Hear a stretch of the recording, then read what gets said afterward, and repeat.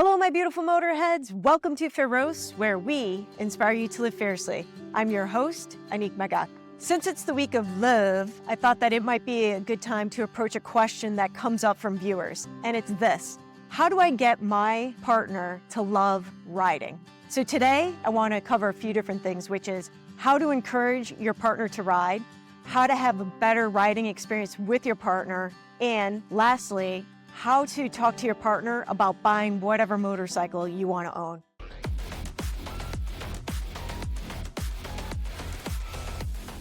So how do you get your partner to love riding? You have this beautiful passion that you want to share with your partner, and you know that if you get them to ride, that it will allow you to spend more time riding, right? Sometimes there's that conflict there where you're like, I feel a little bit guilty about going out riding, or I'm getting pushback from my partner that they will, not want me to go out riding for a full day.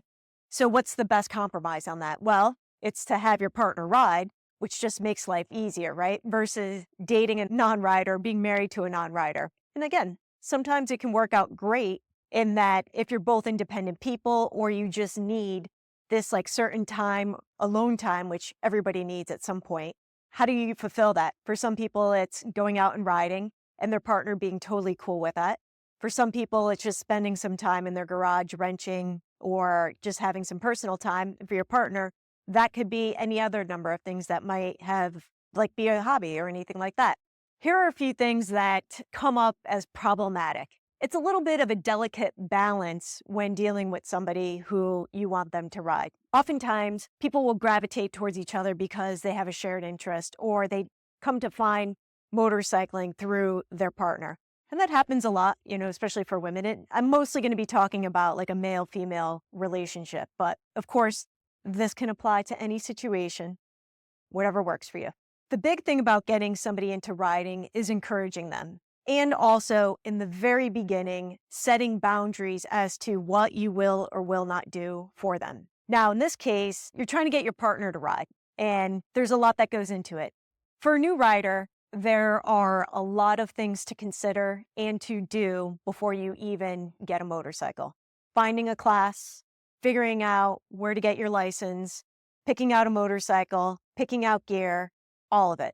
As a partner, you want to encourage them, but sometimes you also just don't want to do all the work. So the first thing is to recognize, okay, how much is my partner really into this? Because if you feel like you're pushing them to buy the bike and you're pushing them to take the class, you're pushing them to buy gear, there's probably a problem there. And it's either they don't really want to do it or they have fear around riding. So they take the class, and then what? Well, they are going to lack experience, and most likely you have more experience, whether that's a little more experience or a lot more experience. How do you approach that? The first barrier is how to teach your partner to ride. Now, are you going to teach them or are they going to take a class? And I will hands down say, always, always, always have them take the class. Do not teach them how to ride. If you want to stay together, do not teach them how to ride. It ends up being frustrating. It ends up that you could be an excellent rider, but you lack the knowledge and experience just to teach someone, because teaching is a very special skill.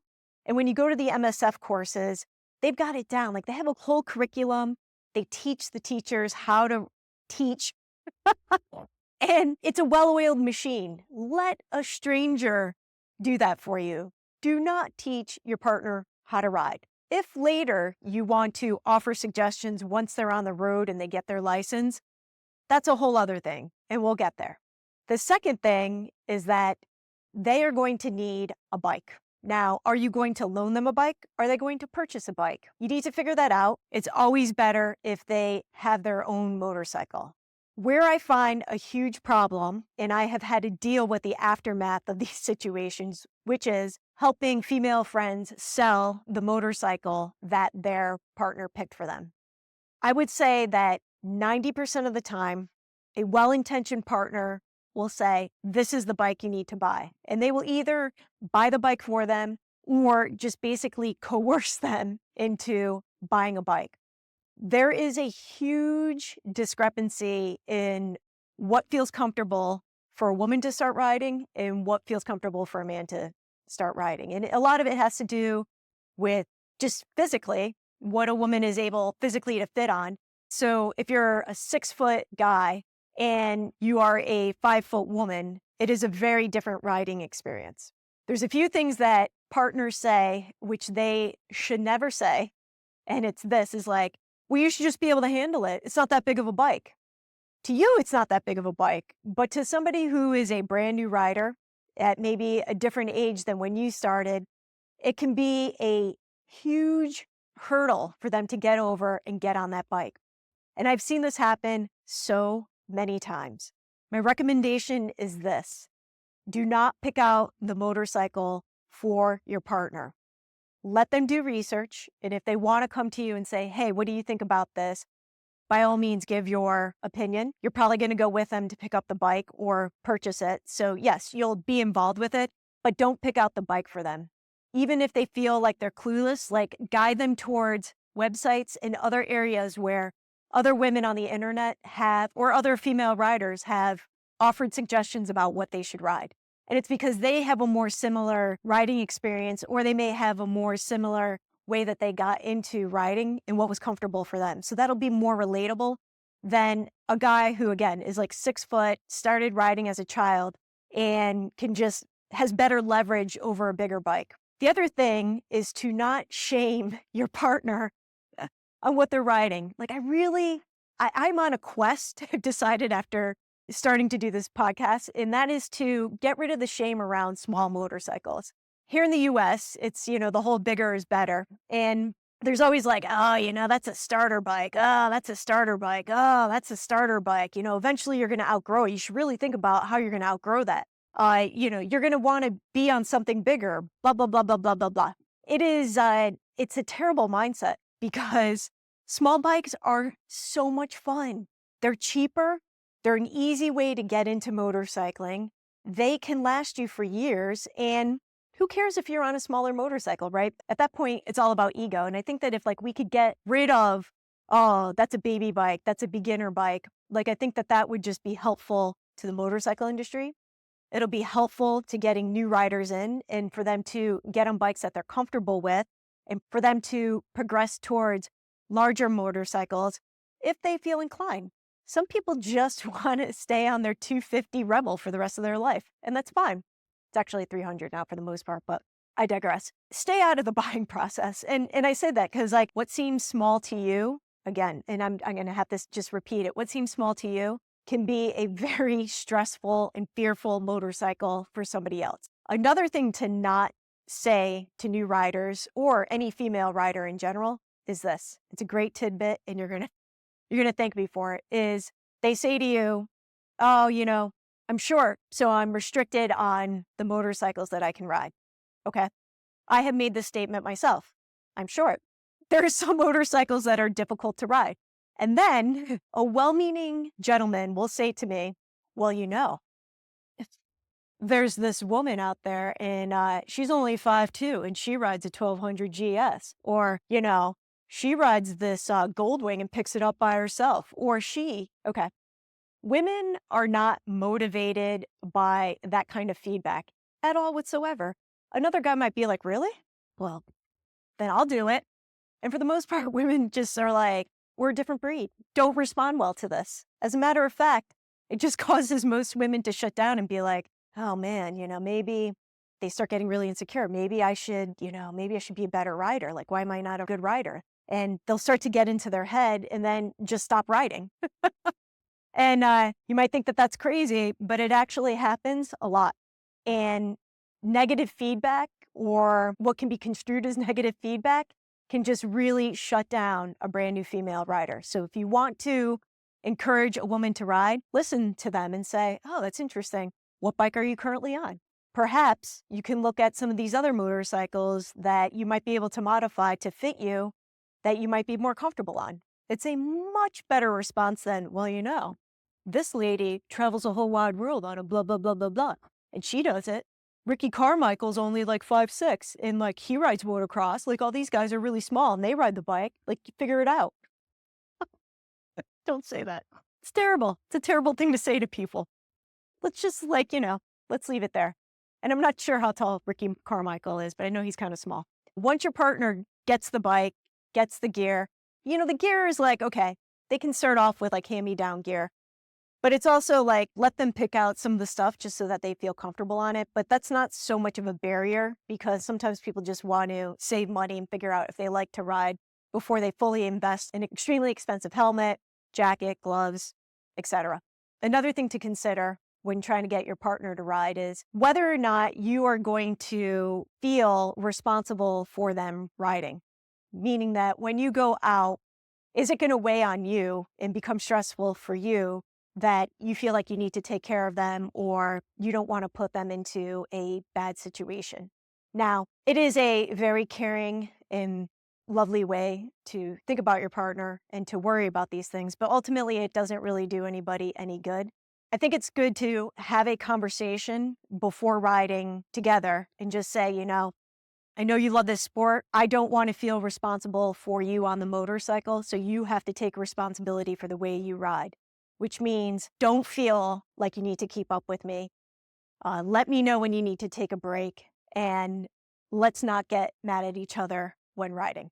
It seems like a simple conversation, ends up it's a very hard one to have, but it's important to set the premise of what's going to happen when you guys are out riding and like who's responsible, because the last thing you need is that, your partner slides out on gravel, takes off their helmet and starts yelling at you like, you put me into that situation. Why did you do that? And like you can't blame somebody for getting you into a bad situation unless they have actually caused the accident. I mean, like there are scenarios, but for the most part, ride your own ride, be responsible for yourself, and clearly communicate that everybody on the ride is responsible for themselves. The other thing with this communication is to make sure you use your mirrors. And if you don't have mirrors on your bike, make sure to turn every once in a while and see where your partner is. And if you're not using telecommunication and you decide that you want to take off and leave your partner, and then they feel stressed out like that they got to like try to catch up with you, again, communicate before the ride and say to them, we're going to ride together. And if at some point I feel like I just want to stretch my legs, I will take off. And then at the next stop, I will stop and wait for you. That's just good riding. It's communicating exactly what's happening and not putting pressure on your partner to keep up or feel bad about their own riding, that they can't keep up with you and that they end up starting to stress and then they end up making mistakes that ruin the day because somebody gets into an accident because they end up riding over their head. And we want to avoid that. We want to encourage people to slowly gain their skills so that they can have a long riding career. It's so much more fun than getting into those early accidents that happen just because that could have been avoided. Another thing that will save many a partnership and encourage your partner to ride is taking adequate breaks. You may love to ride for miles and miles and miles and miles and miles and miles and miles and miles and miles, and then at the end of the day, eat and take a drink of water or have a beer after your ride. It's important when you're riding to communicate and just take probably a couple more breaks than you usually would, especially in the beginning, so you can kind of test out like how people are. Because something happens when they don't eat for a long time and they get hangry. And many a relationship could have been saved if somebody was properly hydrated and fed. Need I say more? I didn't think so. Now, what if your partner just always enjoys riding on the back? In most of these scenarios and the things that I'm talking about, they apply for either your partner riding on the back or riding on a separate motorcycle. Again, if they're riding on the back, communication. Just making sure that you're both on board for taking breaks at a certain amount of time. For people who tend to ride on the back, they aren't able to move around the motorcycle, so they tend to get more cramped up. So it's a nice thing to let your partner get off, stretch her legs, do whatever she needs to do, get back on the bike, and head out for miles. Another topic that comes up in riding is you getting frustrated because you think that your partner has bad habits or could be riding better. I will tell you this, yelling at your partner, go faster. Just go faster. I don't understand why you can't go faster. Does not make for a good ride.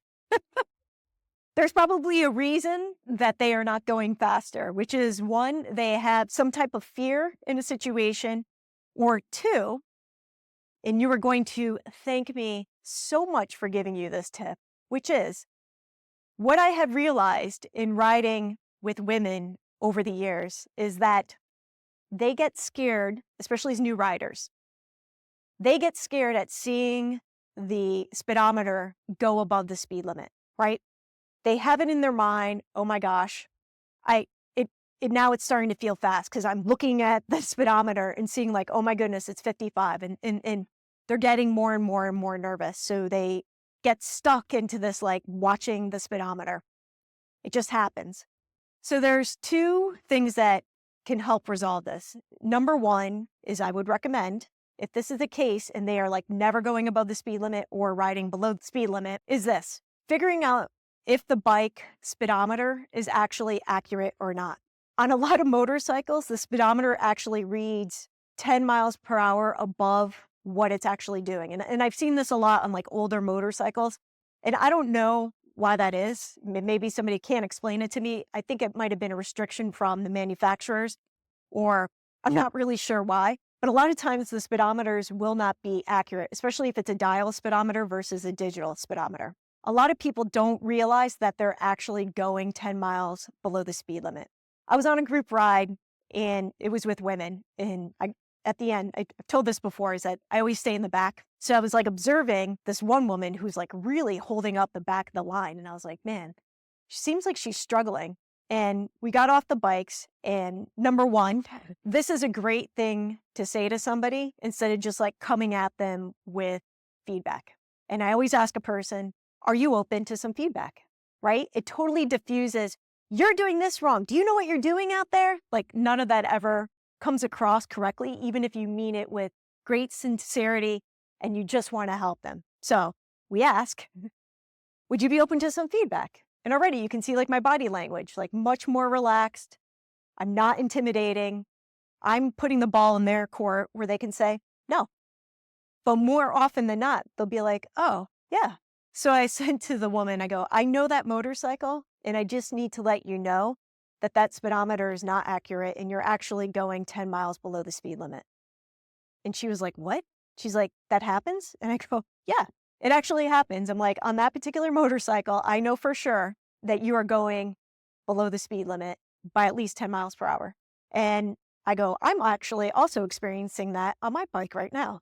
And she was like, oh. I go, so it's okay for you to go above the speed limit. You are not going to break any laws. Well, if you were to get pulled over, I'm like you won't, because cops don't usually pull over people anymore unless you are like really breaking the speed limit. So she was blown away and embarrassed. She was like, oh, I didn't know. I'm like, you wouldn't know. You wouldn't know because nobody's had that conversation with you, and probably nobody's ever like figured that out about your motorcycle. I go, I just know from experience that that is the case. We all got back on the bikes after the break. We headed out. And I tell you, she was a brand new rider. She just didn't know. She literally thought like she was doing what she was supposed to be doing versus just riding at a pace to keep up with everybody. She just thought everybody was like riding too fast. So she was like trying to bring the group slower down, and she just felt uncomfortable mentally going above the speed limit. And once we just took that off the table, completely new rider.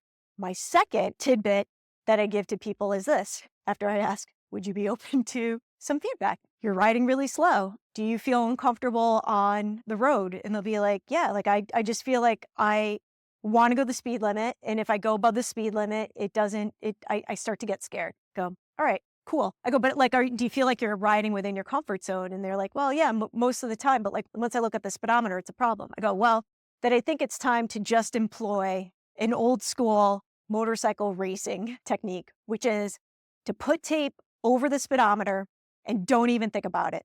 And she's like, you can do that? I'm like, of course you can do that. You're so concerned about doing the speed limit. Do you think that you're going to be flying at 100 miles per hour across back roads? And she's like, no. I go, exactly. Like, don't worry about the speed limit. Let's just take it off the table. Take it off. Let's just take it off the table.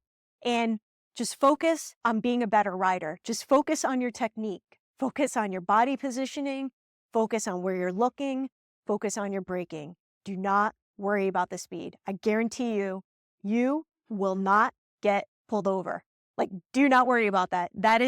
Should be the least of your concern. And you know what? She came back to me and she was like, it has totally changed my riding. She's like, I feel like a totally different rider. And now I'm actually in tune with the bike in my environment and focusing just on following the road. She's like, I don't even really know how to put it into words. And I was like, great. If it worked, pass it along. Just pass it along, pass it along. Those are a few tidbits on getting a person more comfortable, because these small things that like maybe as a more advanced rider, you don't really think about can be of great concern to somebody who's new. And you might just inadvertently say something that just makes them not want to ride. And the biggest thing is if you are very, very frustrated and you're out riding and you find yourself just getting angry, like, why are you stopping? Why are you not riding faster? All I have to say is zip it. Like, zip it. Because if you say that to somebody who's newer or feeling insecure about their riding style, it will ruin riding for the rest of their lives and they will never go on another ride with you. Or every time you go on a ride, they're going to be so stressed out that you are going to yell at them that they won't want to ride. Again, like, I understand the frustration because you can see the ability in this newer rider and it doesn't make sense to you why they're riding below the speed limit. It doesn't make sense to you why they tip the bike over every time they come to a stop. You don't have to fix that. You don't have to fix that. What you can do is get them to ride with other people that are at the same level as them. Or if you're really concerned, suggest that they take classes. There are so many classes available, whether they go to an MSF course or they take some type of continuing educational class. And that sounds academic, but I mean more in like taking like an off-road class or taking American Super Camp, which is like a flat track school. Some of these classes are so amazing to gain skills that will then be better for people on the street. Everybody comes out of taking a class or a clinic or whatever you feel comfortable calling it and becoming a better rider, because there is always something to learn. It doesn't matter how long you've been riding. It doesn't matter what level you're at. There is always something to learn. So when you find yourself getting mad, stop and maybe say to them, you know what? I think maybe we're done riding together today and I'm just going to go home and you can just like make your way home your own way. That is a better way to resolve than just arguing and bickering the whole time in riding. It's not good for anybody and you don't want that stress, right? Nobody wants that stress. Or as people love to say, I don't want that drama in my life. Okay, so don't cause the drama by getting angry and then expecting a change, because it's not going to happen. You can get angry, totally fine, but let's dissolve it by, again, probably going back to our earlier things, which is hydrate and eat. Take a break and then decide, do we continue the ride together or do we go home and like figure out maybe a different way of riding or enjoying motorcycles? Which maybe instead of riding together, you both go and take a class and like that's how you enjoy motorcycles together. Like that sounds like fun. Getting a partner to ride is probably not as complicated or as hard as you might think. It's more making sure that you listen to your partner, figure out what kind of bike or what kind of riding that they want to do, and getting them on the appropriate motorcycle to fit their level and their comfort until they're ready, until they make the suggestion or they show that maybe they want to be on something bigger. Be involved, help them out, but also it's okay to not take responsibility for their journey. You can give them a direction and say, hey, check out these sites, maybe go talk to this person who has a similar experience as you, and they may be a better person to help you figure out what you need. And it's okay if you don't have the answers. Like, you don't need to make the experience amazing and special. If somebody wants to ride, they're going to do it. And it's much better if they come to it with their own sense of pride and accomplishment than being forced or feeling like they're being forced into a situation. I hope these tips help. I hope that you can pass them on, because we're not going to shame anybody for being on the bike that they're on. And we are going to encourage them. We're not going to give them feedback that they don't want. We're going to ask, would you be open to some feedback? And believe me, that works in many areas of your life, not just on motorcycles. If you guys have any other hot tips that you think have helped over the years in getting your partner to ride and love riding, put them in the comment. Let's share. I'm sure that I forgot to mention a few of them, and it would be great to see what you guys have experienced. So put it in the comments. And as usual, ride smart. Ciao.